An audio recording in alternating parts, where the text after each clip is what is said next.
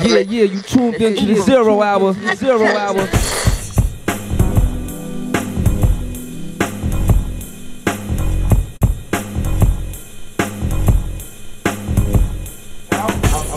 I'm very happy to get a chance to talk to you guys for a second.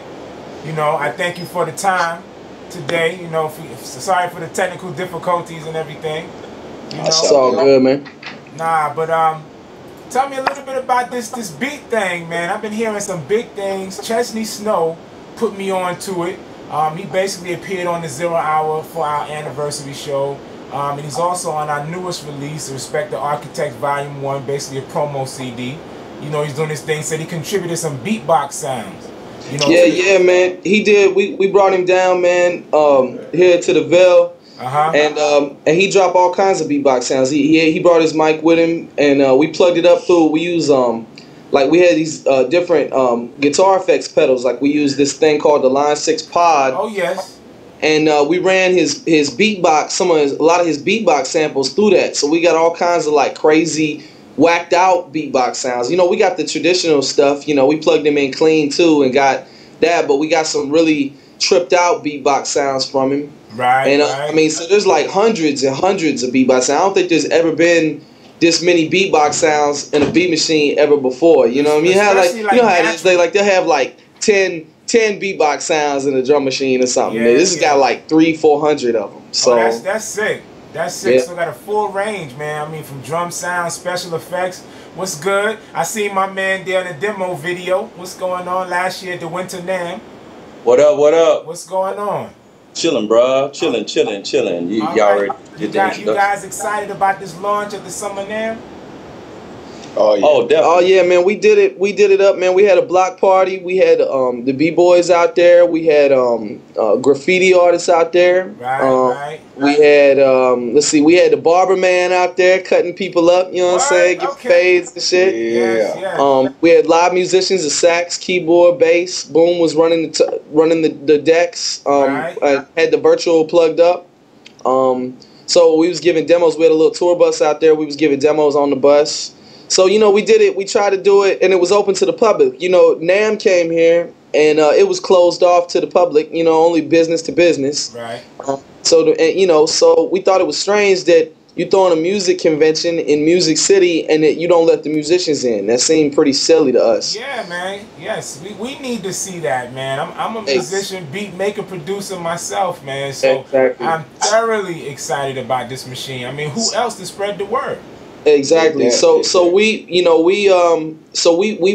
booked a parking lot right outside the convention center, and threw a block party with the b-boys, the graffiti, the barbershop, you know, the whole nine, and did it like hip hop used to do it back in Rucker Park. You know what I mean? Like we did it, and it was open to the public. It was free, and so we want to share that's our mission, man. We trying to make this music thing accessible for the kids, for the people all over, not just the industry cats. You know what I mean? We want to inspire people who never thought that they were gonna be musicians. We want to inspire them to become musicians and give them powerful tools that they can use, you know, to create their art with that are affordable.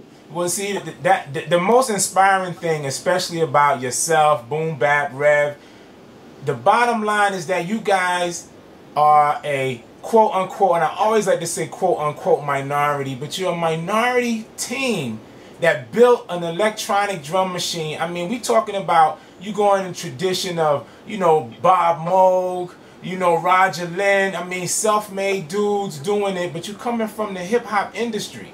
Hip-hop, R&B, electronic industry, you know, so who better to create these devices? Because we always, you know, looking for things to do the type of function, have the functionality that we expect, or the sound quality that we expect for the type of productions we make. So that in itself is inspiring, that you guys like started this thing. I mean, did you start off, the first project was that Zoom drum machine, the Street Box?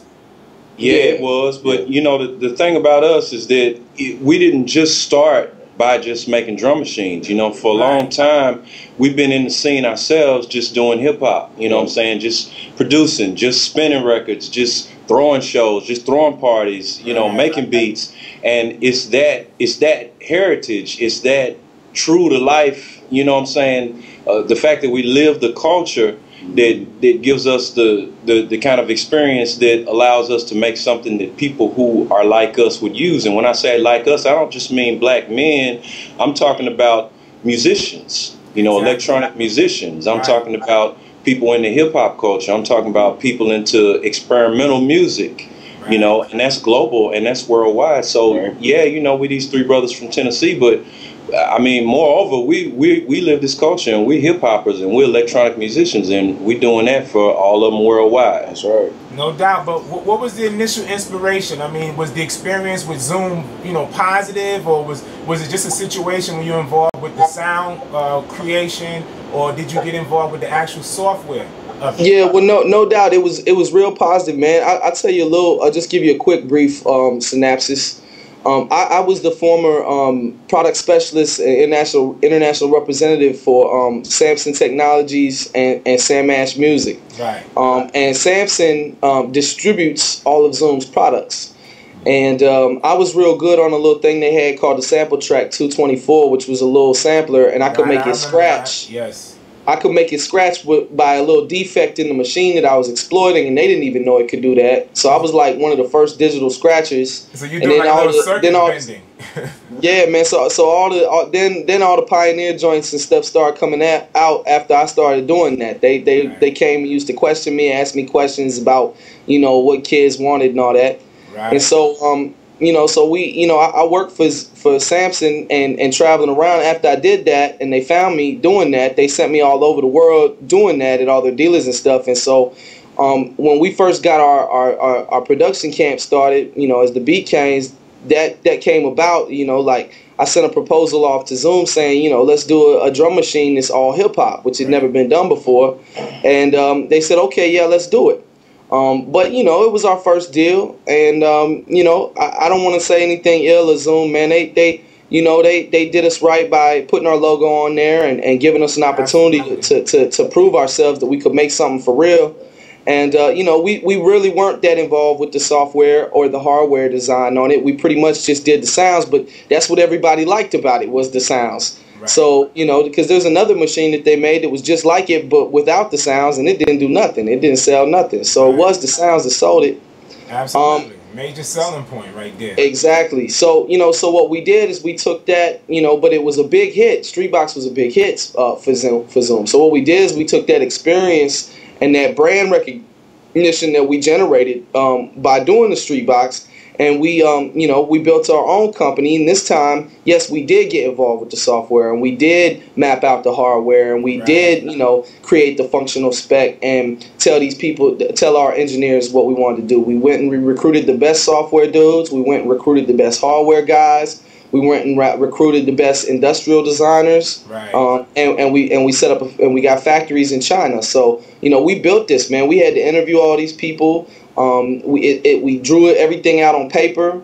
We sent pictures of stealth bombers and Escalades. And, yes. You know, we created mood boards so the designers knew exactly what kind of feel we wanted. Right. And then we mapped out every button. We said we wanted to do this, this, this, and this, and this, and this. And then, you know, they work on a little bit. They'd show us, and we'd be like, nah, that ain't it, you know. And then we just kept on evolving it, man. And it's been like damn near 3 years in the making.